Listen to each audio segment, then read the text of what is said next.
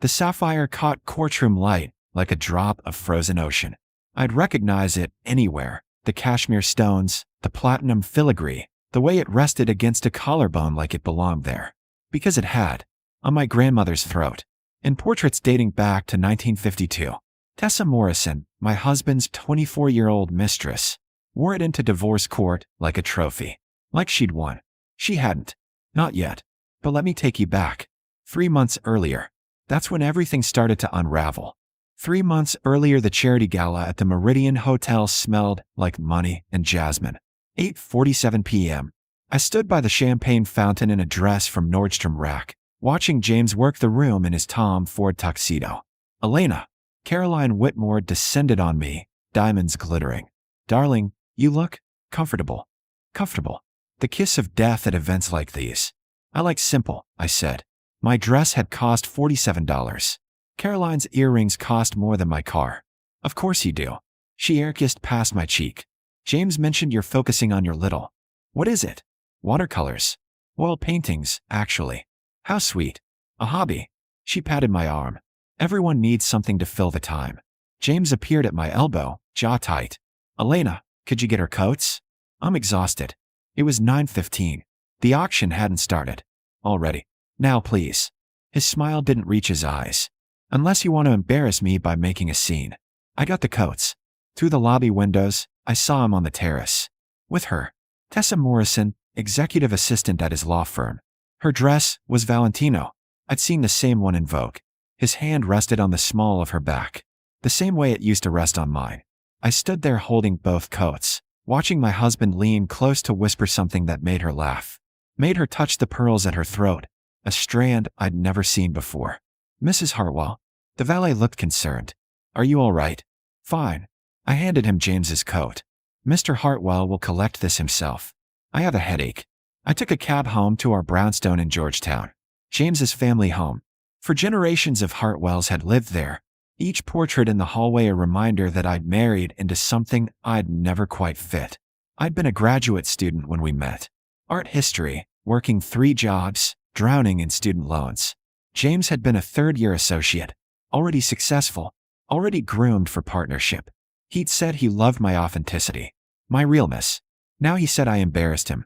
The next morning, I found lipstick on his collar. Not my shade. The rich red Tessa had worn the night before. I held the shirt up to the window. Morning light turned the stain crimson. James emerged from his study, phone pressed to his ear. Tell Morrison I'll review the contract this afternoon. Yes, Tessa's already made the changes. He covered the mouthpiece. Elena, I need the blue suit dry cleaned by Thursday. Important client meeting. There's lipstick on this shirt. Silence. Then, I'll call you back. He hung up. What? Lipstick. Here. I pointed to the collar. Want to explain? His face hardened. I don't have time for jealous paranoia. Some of us have real jobs. Real jobs. I set down the shirt carefully. I see. Your painting hobby doesn't count, Elena. It never has. You contribute nothing to this household. This household runs because I manage it. The staff, the schedules, the events you drag me to, events where you dress like you're going to Target. He grabbed his briefcase. Tessa understands presentation. She understands what it means to support a partner's career. There it was. Her name, sharp as glass. Are you sleeping with her? I'm late for court. He moved toward the door. James. Fine. Yes. He turned, and his face was cold. Stranger cold. For 6 months. She's everything you're not. Ambitious, polished, present. She doesn't hide in studios pretending to be an artist. The words landed like stones. I want a divorce. He laughed. Actually laughed. Good luck. This house is family property. The prenup protects everything. You'll leave with exactly what you brought. Nothing. We'll see what my lawyer says. Your lawyer? He smiled. Sweetheart, I know every divorce attorney in D.C. Good ones won't touch you, professional courtesy. Bad ones will take your money and lose. Either way, I've already won. The door closed behind him. The sound echoed through the empty house. I stood in our bedroom, his family's bedroom, and made a phone call. Whitmore and Associates. Margaret Whitmore, please. Tell her it's Elena Petrov calling. A pause. I'm sorry, I don't have that name in the system. Did you mean Elena Hartwell? No, I said clearly. Petrov. She'll know who I am. 3 days later, I sat across from Margaret Whitmore, Caroline's brilliant older sister, the lawyer who'd built her own firm after Harvard Law. She studied the documents I'd brought, her reading glasses catching light. Elena Petrov. She looked up. I thought you'd never use it. I thought I wouldn't need to. Your father was adamant about the prenup. James's family didn't know who you really were. James knew I came from money. He didn't know how much, or where it came from. I folded my hands. I wanted to be loved for myself, not my trust fund. Margaret smiled. It wasn't kind. How did that work out? He's been embezzling from joint accounts. Small amounts, routing them through his mistress's name. He thinks I don't notice. But you have documentation. Every transaction. 6 months' worth. I met her eyes. Can we destroy him? Honey, Margaret said, we can bury him. The courtroom at D.C. Superior Court smelled like old wood and broken promises. 10:08 a.m. Thursday. I sat beside Margaret in a gray dress from Target, the same store James loved to mock. He'd brought Tessa. She sat behind him in the gallery, Chanel suit pristine, looking like she'd already won. And around her throat, catching fluorescent light like frozen water, hummed my grandmother's sapphire necklace. The cashmere stones. Platinum filigree. Appraised at $240,000. Last seen in the family safe James didn't know I had access to. Margaret noticed my reaction. Leaned close. Is that yes? Perfect. She made a note. Just perfect. Judge Patricia Morrison, no relation to Tessa, thankfully, reviewed the filings. We're here for preliminary motions in Hartwell versus Hartwell. Mr. Hartwell, you're representing yourself? James stood, confident, commanding, the brilliant attorney who'd never lost a case. Yes, Your Honor. This is straightforward. My wife and I signed a prenuptial agreement. She's entitled to minimal assets. I'm requesting she vacate the family home within 30 days. Your Honor, Margaret rose. The prenuptial agreement in question is void. James's smile faltered. Excuse me. The prenup was signed under fraudulent pretenses. Mr. Hartwell represented himself as the financially superior party. He's not. That's absurd. James's voice carried across the courtroom. I'm a senior partner at Hartwell and Rhodes. My wife is an unemployed art student. Your Honor, may I present evidence to the contrary? Margaret pulled out a folder. Elena Petrov, she never legally changed her name to Hartwell, is the sole heir to the Petrov fortune. Her family owns Petrov Holdings, a private investment firm with assets exceeding $4 billion. The courtroom went silent. Judge Morrison looked up sharply. Petrov Holdings? The real estate conglomerate. The same, Your Honor. Additionally, Ms. Petrov personally owns the Georgetown property Mr. Hartwell refers to as his family home. She purchased it from the Hartwell estate 6 years ago when they faced bankruptcy. They allowed the family to continue living there rent-free. Out of kindness. James's face had gone white. That's a lie. Here's the deed. Margaret handed documents to the bailiff. Purchased for $4.2 million, cash. Ms. Petrov's name only. There's also the matter of the joint accounts Mr. Hartwell has been draining. Those are my accounts, funded entirely by Ms. Petrov's trust fund distributions. $200,000 deposited monthly for the past 7 years. Mr. Hartwell contributed his salary, approximately $12,000 monthly. The ratio is roughly 94% her money, 6% his. I watched James process this. Watched him realize he'd been living on my money while calling me worthless. Your Honor, Margaret continued, there's also the matter of theft. Mr. Hartwell has removed items from Ms. Petrov's family collection, including jewelry currently being worn by his companion in this courtroom. Every head turned to Tessa. She'd gone pale, hand flying to the sapphire necklace. James gave this to me. It's mine. Actually, I spoke for the first time, voice steady. It belonged to my grandmother, Katerina Petrov. It's been in my family since 1952. Purchased at auction in Geneva. The certification is in my safe. James said it was a family piece, Tessa stammered. His family, the Hartwells, never had money for jewelry like that. Margaret's smile was sharp. They mortgaged their home 3 times before Ms. Petrov bought it. That necklace is worth approximately $240,000. Removing it from Ms. Petrov's safe and gifting it to a third party constitutes felony theft. James stood abruptly. Your Honor, I didn't know. The prenup stated she had minimal assets. The prenup, Margaret interrupted, was based on Mr. Hartwell's assumptions. Ms. Petrov never lied about her finances. She simply didn't correct his arrogance. Judge Morrison studied the documents.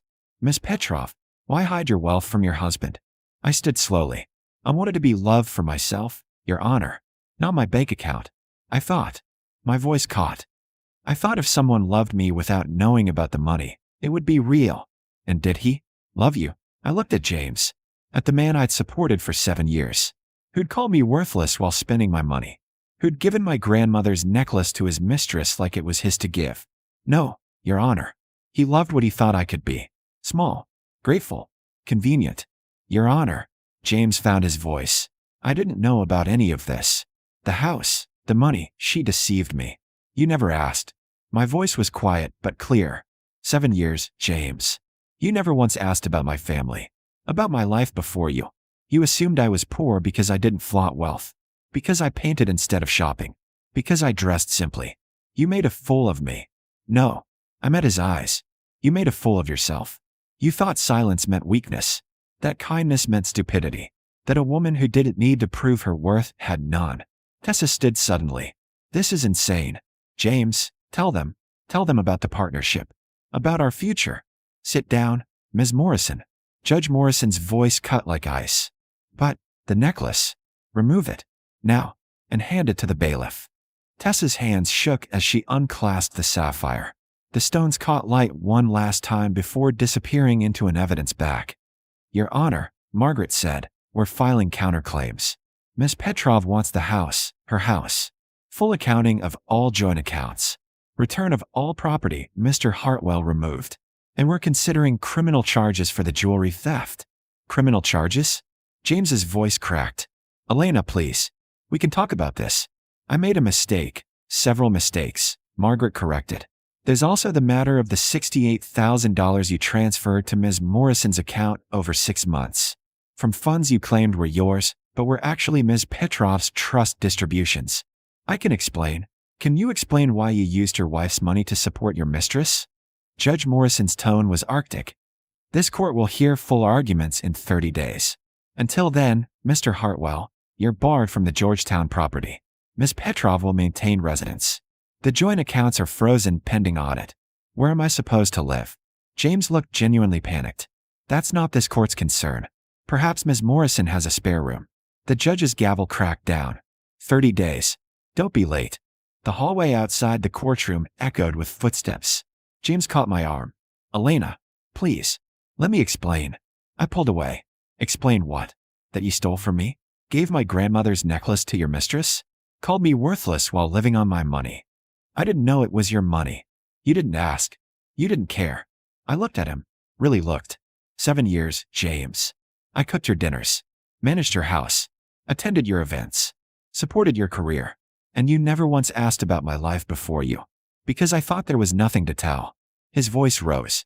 You were a student with loans. My father paid off my loans as a graduation gift. I kept working because I wanted to. I dressed simply because I don't need designer labels to know my worth. I stepped back. You do, apparently.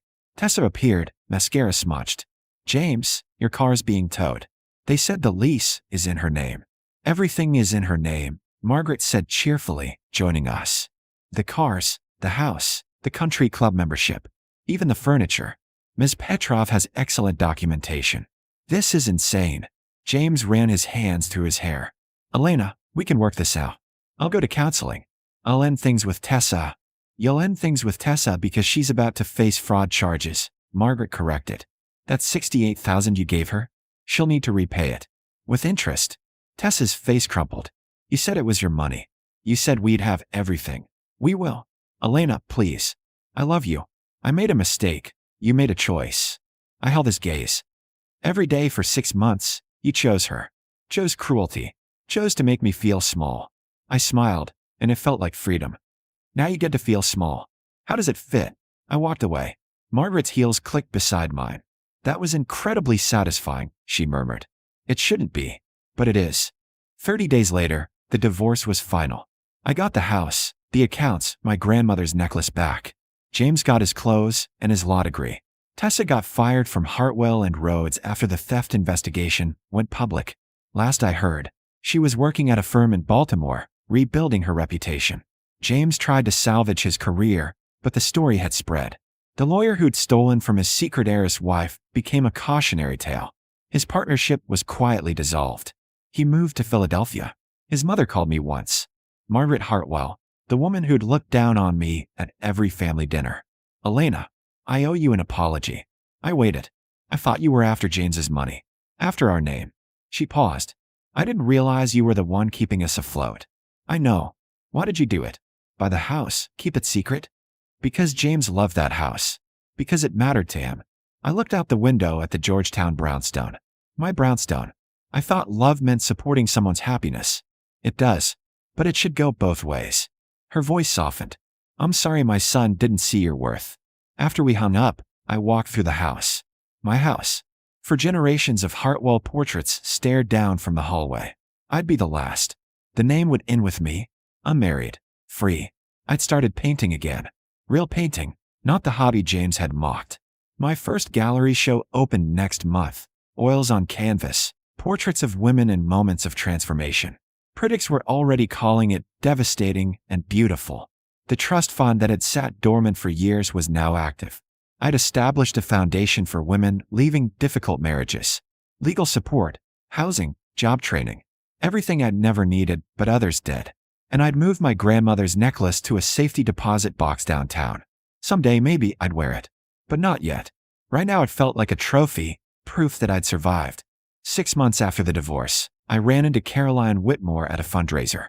The same woman who'd pitted my simple dresses and dismissed my painting. Elena, I heard about the gallery show. Sold out in 3 days. 4, actually. She laughed nervously. I had no idea you were serious about art. Or that you were, well. Margaret told me. About your family. Did she? Why didn't you say something? All those events where people treated you like you didn't belong. I didn't need to prove I belonged. I smiled. The people who mattered already knew. I excused myself and found Margaret by the bar. Enjoying yourself? She asked. Actually? Yes. I meant it. Thank you. For believing me when I called. I knew your father. Brilliant man. Terrible at showing emotion, but brilliant. She sipped her wine. He was proud of you, you know. Said you had more integrity than anyone he'd ever met. He said that. The day he set up your trust. He said, my daughter will never use money as power. She'll use it as freedom. He was right. My eyes burned. My father had died 2 years ago, long before the divorce. He'd never known James betrayed me. But somehow, he prepared me anyway. He also said, Margaret continued, that when you finally stopped hiding, the world better watch out. I laughed. Actually laughed. Is that a warning? It's a promise. She raised her glass. To women who know their worth. Even when everyone else is blind. We toasted. To the crowd. I saw Tessa, working coat check, trying to rebuild. She looked up, met my eyes. Something passed between us. Not forgiveness, but understanding. She'd learned. So had James. So had everyone who'd dismissed me. And me? I'd learned that being underestimated is a gift. It shows you who people really are when they think you're powerless. The quiet woman in the corner was never weak. She was just waiting for the right moment to show them the truth. That moment was now. And I was done being small. The sapphire necklace sat in its vault, waiting. My grandmother's legacy. My father's promise. My future, whatever I chose to make it. I walked out of the gala at 9:47 p.m. Not to get someone else's coat. Not because I was dismissed. Because I had a painting to finish, a foundation to build, and a life that finally belonged to only me. The revenge was sweet. But the freedom? That was everything.